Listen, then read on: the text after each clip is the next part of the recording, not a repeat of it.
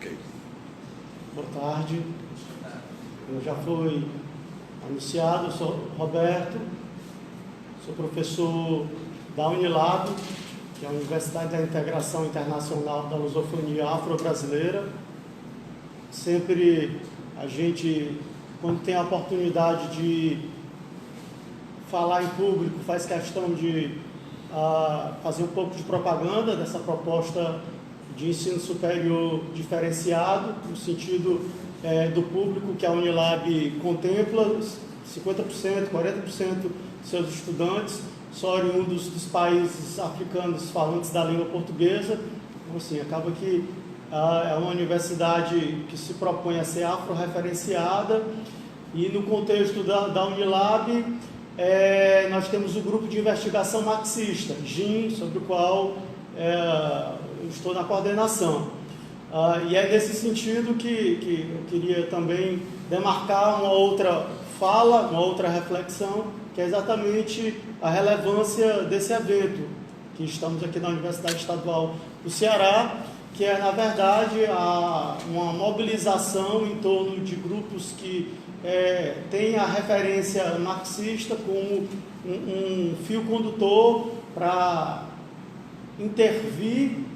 e refletir o tempo presente a partir das metamorfoses do capitalismo, em especial nesse contexto bem conturbado que estamos vivendo agora. Acho que,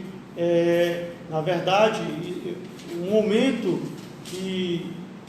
rememora a obra do Chico de Oliveira e que tenta aglutinar esses grupos que se reivindicam marxistas, na verdade,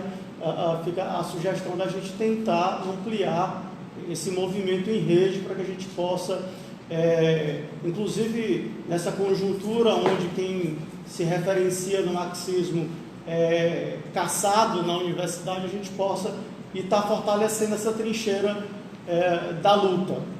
E aí, nesse sentido também, a fala que eu organizei para cá, ela tem como título Anticapitalismo, Corpo e Adoecimento no Contexto da Reforma Trabalhista 13.467/2017. E aí, nessa pegada do que eu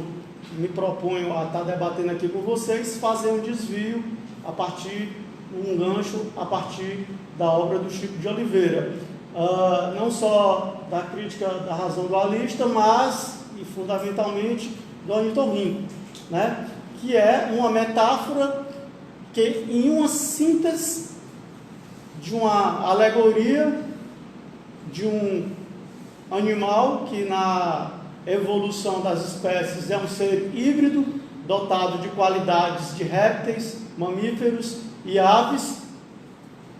Nessa metáfora, que o Chico de Oliveira vai se apropriar de Darwin, ele consegue, digamos assim, materializar o que seria, o que ele vai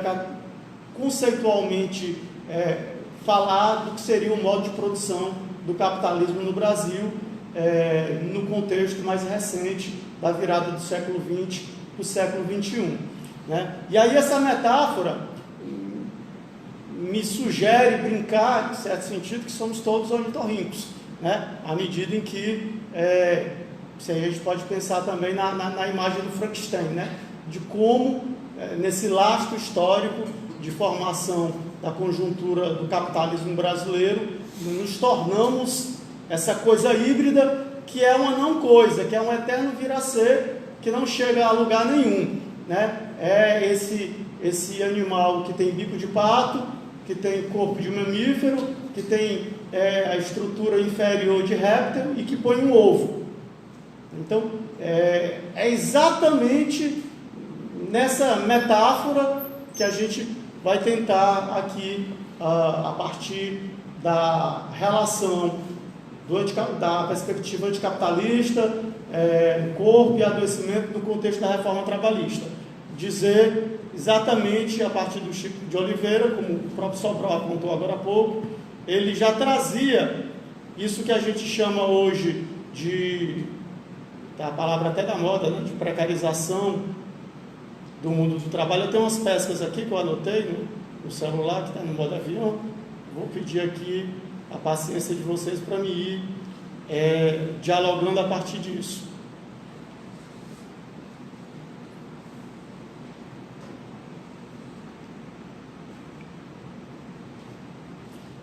Que é exatamente essa perspectiva do Chico Oliveira vai trabalhar, e que a gente usa muito, até o Teixeira ontem estava brincando, né, que a gente fala da precarização do mundo do trabalho. O mundo do trabalho sempre foi, o trabalho assalariado, na lógica do capital, sempre foi precarizado, né? E o Chico de Oliveira vai exatamente trazer essa perspectiva no campo do mundo do trabalho, né? Na busca da extração crescente de mais-valia por parte dos trabalhadores. No Brasil, esse ornitorrinco, que é a metáfora do capitalismo que ele vai nos trazer, permitir, na hipótese que eu estou construindo, permitir se apropriar dessa metáfora do ornitorrinco, ao tempo em que, se a gente tivesse a oportunidade de pensar, também o Teixeira brincava ontem com isso, falando da metáfora do burro sem rabo, que são esses jovens da faixa entre 17, 18, 28 anos que trabalham nessas bicicletas com a jornada de trabalho de 12, 15 horas, com condições de trabalho extremamente deterioradas, com uma remuneração extremamente diminuída no que se refere a uma remuneração decente para a manutenção das condições mínimas da existência, daquilo que o Marx vai chamar na ideologia alemã do primeiro ato histórico a perceber, que é exatamente a produção da condição material da existência, né? Então, para existir, os seres humanos têm que comer, beber, vestir, morar. No contexto dessa metáfora do ornitorrinco, o que ele tem conseguido fazer, esse trabalhador, esse burro sem rabo, no máximo, garantir a sua sobrevivência, né? E aí, posto isso, perceber como a reforma trabalhista de 2017, ela vai se articular com toda essa perspectiva híbrida, ou desse movimento, o João Emiliano gosta muito dessa palavra, desigual e combinado do capitalismo contemporâneo, ao tempo em que, no contexto da reforma trabalhista do Brasil, que não é só um movimento peculiar nosso, mas que tem as suas especificidades, mas que na verdade é um movimento que se articula transnacionalmente. A perceber, por exemplo, ao mesmo tempo em que se tinha a discussão da reforma trabalhista no Brasil, se tinha também na França e na Argentina, né? Então, perceber como nesse lastro, né, desse capitalismo que é integrado, mas que tem as suas especificidades, ao tempo em que a situação concreta, e o Chico de Oliveira na crítica da razão vai trazer isso também, né? E aí o Sobral também recompôs isso quando fala, não é o atrasado e o moderno, mas sim faces opostas de uma mesma moeda, sem a qual a concepção dialética da realidade histórica do capitalismo não podem ser compreendidos. Então, assim, eu concordo quando o Sobral coloca assim, o capitalismo volta ao seu leito inicial. Quando, no contexto da reforma trabalhista, o que ela vai fazer? Ela vai, do ponto de vista da legislação do direito do trabalho, digamos assim, autorizar e legitimar condições de trabalho já colocadas, que o Chico de Oliveira vai chamar de trabalho informal, e que, na verdade, vem com uma outra configuração, flexibilização, trabalho intermitente, flexibilização das leis que vão disciplinar a mediação entre patrão e empregado, enfim, todo um conjunto, todo um aparato de relações que trazem de volta o capitalismo, que a gente escuta muito, especialmente na transição do governo do Temer para o governo do Bolsonaro. É um atraso, retrocedemos na roda da história, mas atentarem bem se é mesmo um retrocesso. O burro sem rabo, que o Teixeira brincava ontem, é exatamente quem? É o trabalhador que, no caso, por exemplo, dos iFood, distribui garante a circulação de uma mercadoria, a comida, através do que há de mais desenvolvido do ponto de vista das forças produtivas, que é você estar na sua rede, na sua cama, no aplicativo, pesquisando o cardápio da comida que você quer comer, e aí, dali você dispara a solicitação da comida que você quer, no que há de mais desenvolvido do ponto de vista do desenvolvimento das forças produtivas, da tecnologia, para um tipo de trabalhador que vai exatamente para garantir a manutenção crescente da taxa de lucros, ser extremamente precarizado, tendo que, de bicicleta, pedalando 10, 12, 15 horas por dia, ter que entregar em tempo hábil essa mercadoria que foi disparada, a sua solicitação através de um aplicativo que se conecta com os satélites que estão orbitando aí no espaço. Então, é exatamente a metáfora do ornitorrinco que o Chico de Oliveira vai trazer para que a gente possa refletir. Exatamente a metáfora que vai... Hoje, por exemplo, saiu uma matéria no Estadão, especialmente falando dessa juventude de São Paulo, que esses jovens eles precisam ficar num raio de 3 quilômetros da circunferência do pedido do aplicativo, para que o algoritmo possa detectá-los, e aí então eles possam, para que o pedido da comida não vá para o motoboy ou qualquer um outro tipo de entrega, eles terem a oportunidade de então entregarem, no caso específico que a gente está tratando, do alimento. Bem, o que é que isso, do ponto de vista prático, vai culminar? Vai culminar em condições de vida dessa classe trabalhadora extremamente deterioradas, E aí, o que a gente tem se debruçado, e eu digo, a gente, assim, é um objetivo de trabalho que eu tenho tentado, através de um grupo de pesquisa na Unilab, detonar, é exatamente inspirados também por uma outra obra que eu considero fundamental, que a gente, quando vai falar da tradição marxista, pouco fala do Engels, por exemplo, fala mais do Marx, pelo menos eu gosto muito, Posso ser que um ou outro não goste, mas a situação da classe operária inglesa,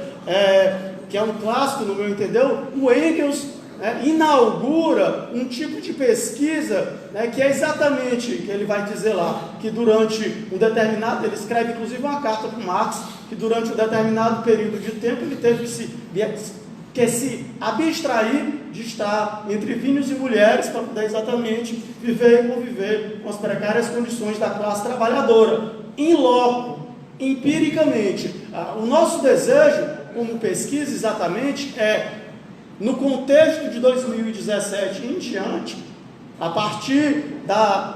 do cruzamento de fontes diversas, que vai exatamente analisar os documentos oficiais dos impactos da reforma trabalhista. Tem uma série de documentos aí que o DIEESE lançou, que são interessantes, que vão refletir, que é o que a gente traz lá no resumo, que a gente cadastrou lá no evento. Vão refletir, na verdade, historicamente, o conjunto das normativas do direito público do trabalho, desde a perspectiva escravocrata, da mão de obra escravizada indígena, da mão de obra escravizada negra, no que significou o acúmulo primitivo de capital, transitando aí pela abolição da escravidão no Brasil, primeiro dos indígenas, depois da população negra, e essa população jogada aí para a periferia, e só no contexto da era Vargas, a consolidação das leis trabalhistas, que era exatamente tentando se adequar à nova configuração do mundo do trabalho no Brasil, que é o que o Chico de Oliveira vai analisar na crítica da razão dualista, a partir de 1930 em diante. Industrialização essa, que do ponto de vista da análise da produção e da circulação de mercadorias, só vai se consolidar, como o próprio Chico de Oliveira vai falar no primeiro capítulo lá, na década de 50. Então,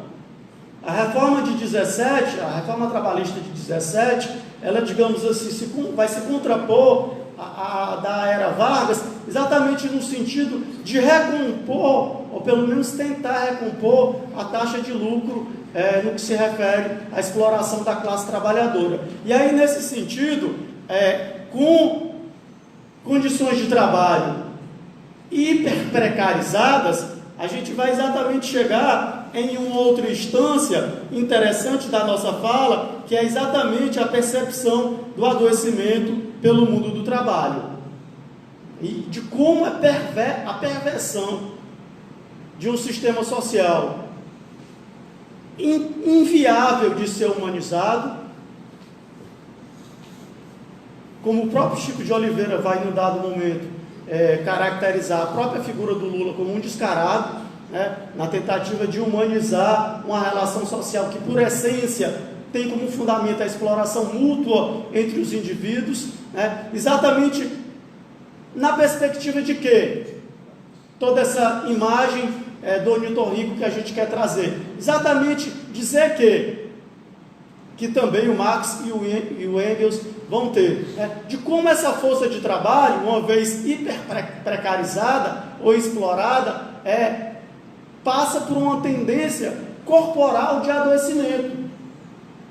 E aí as taxas, se vocês me permitem, por exemplo, e aí eu falei, isso é uma pesquisa que tá em andamento, sem uma conclusão ainda efetiva, porque os impactos para o mundo do trabalho dessa reforma trabalhista, que se complementa com a reforma da Previdência e com também essa que foi aprovada agora, que é a da liberdade econômica, que é uma mini reforma trabalhista com um nome diferente, exatamente para continuarmos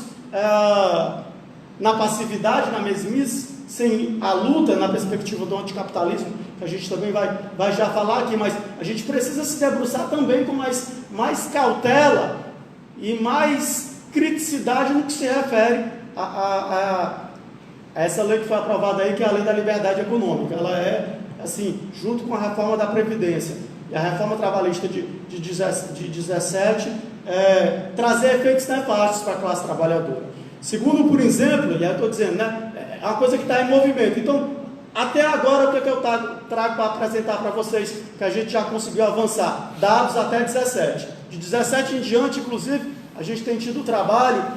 e a resistência, porque é algo que, inclusive, é complicado você chegar no comércio ou na indústria, como é que tem sido implementada a reforma trabalhista, que é algo que demanda um trabalho empírico de se misturar com os trabalhadores para ter acesso a essas narrativas. Mas até aqui, até 17, por exemplo, a OIT, que é a Organização Internacional do Trabalho, vai trazer que no cenário mundial, até 17, no cenário mundial, a cada 5, são dados oficiais. É óbvio que os dados são muito mais maior, como diria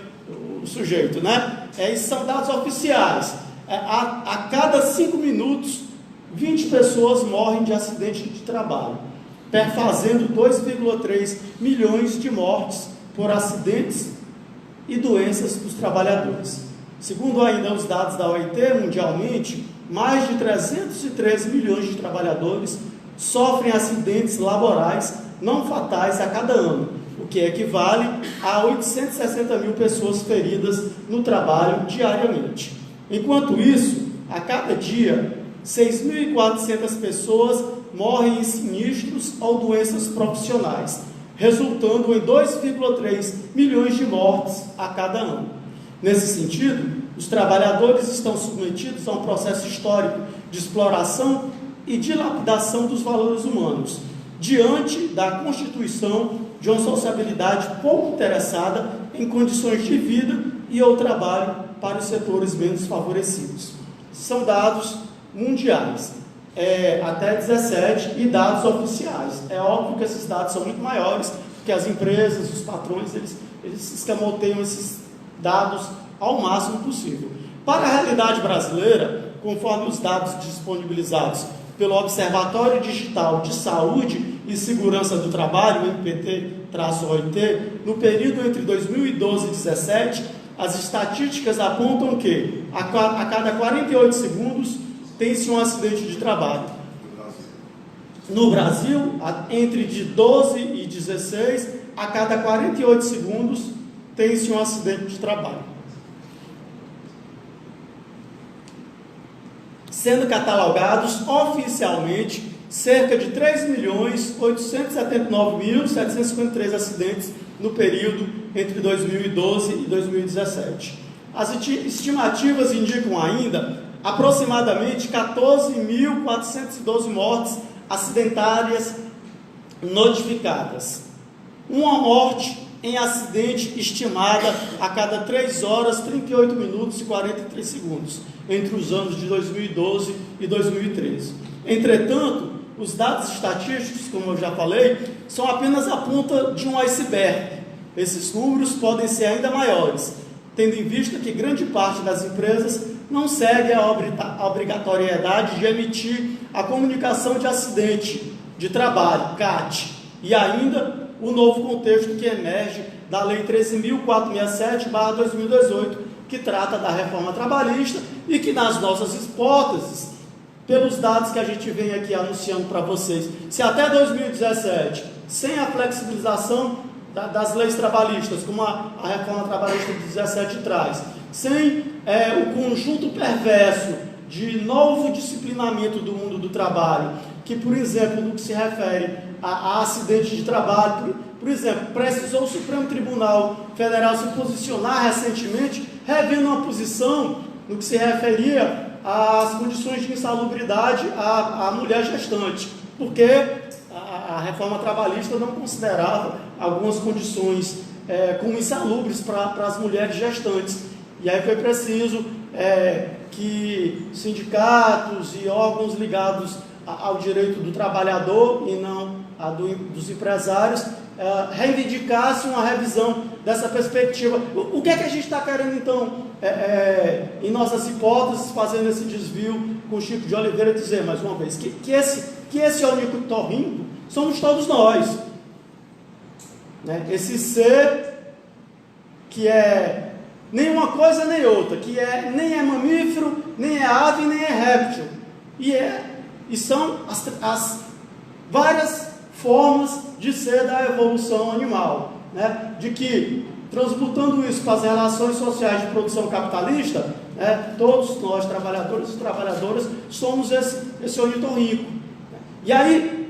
qual é a demanda colocada nessa configuração? Para que a gente possa debater um pouco mais a partir disso. É que esse ovo, botado por esse ornitorrinco, não seja a de novos ornitorrincos sujeitados à sociabilidade do capital, mas que,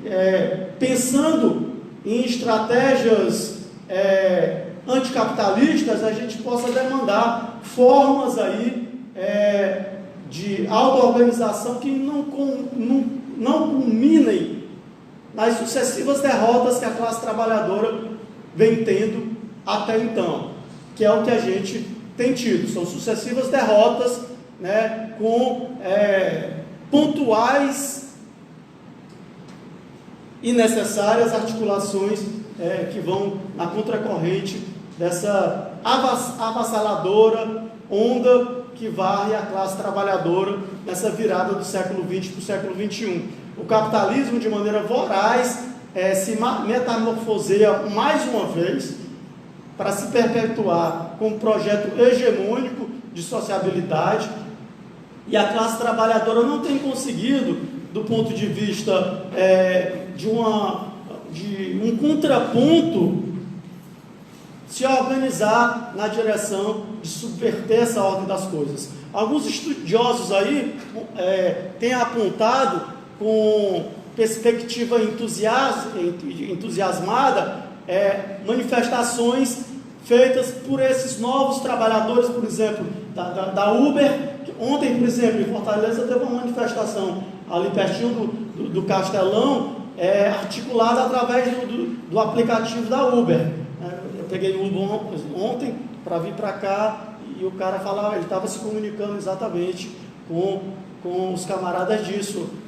da rede que eles têm lá, e estavam fazendo uma manifestação ali em torno do Castelão. Por quê? Porque é lá onde estão fazendo a expansão do viaduto, então é lá um ponto estratégico para atrapalhar a circulação dos veículos e tentar causar algum impacto. Mas causar a quem? Já que o próprio Supremo Tribunal Federal decidiu que os trabalhadores que são vinculados ao aplicativo da Uber não são vinculados à Uber, né? E aí o novo governo sugere que eles se cadastrem aí no meio, né? Então, enfim, né? A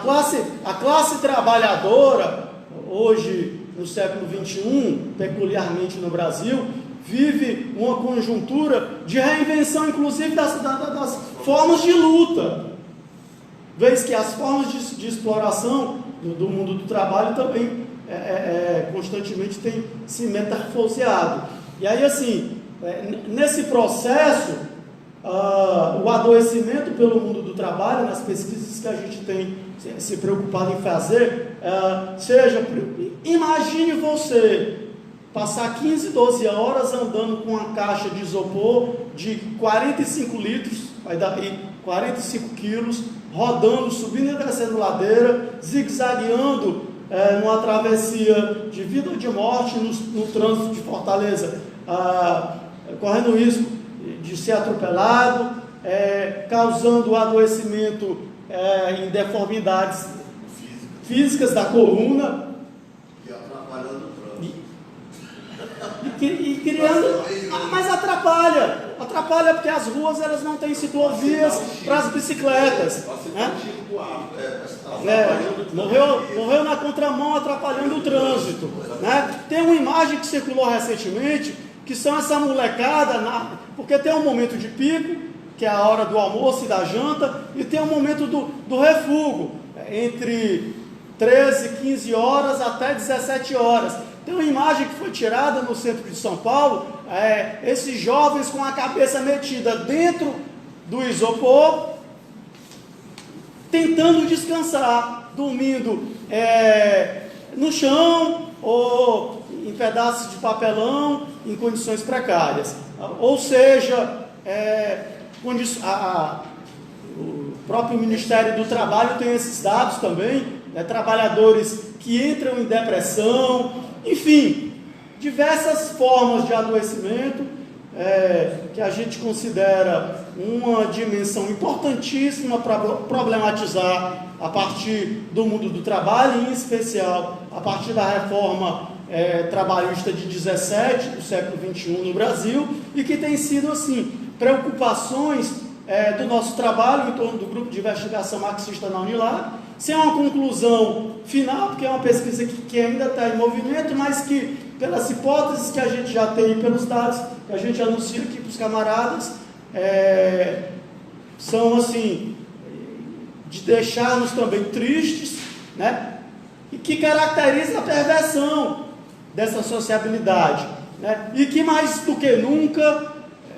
reinaugura aquilo que o Marx vai dizer no final do manifesto do Partido Comunista, que os trabalhadores não têm nada a perder, a não ser as correntes que os aprisionam, né? Essas correntes que o aprisionam passam também pelo adoecimento, né? E aí,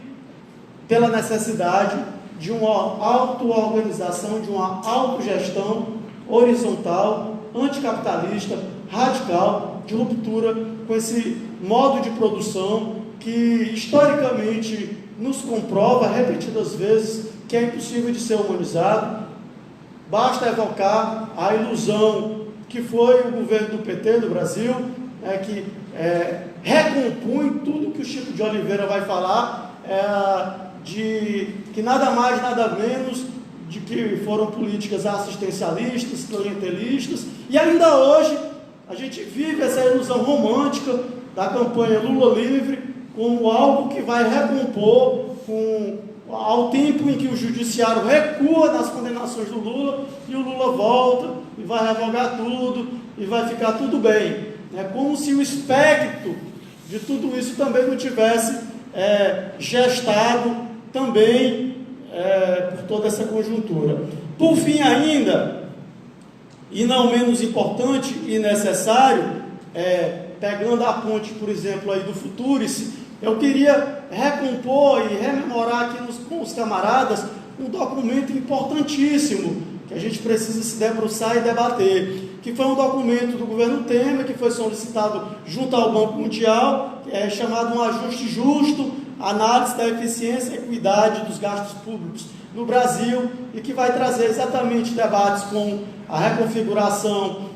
das leis trabalhistas, da reforma da Previdência, da gestão público-privada da educação,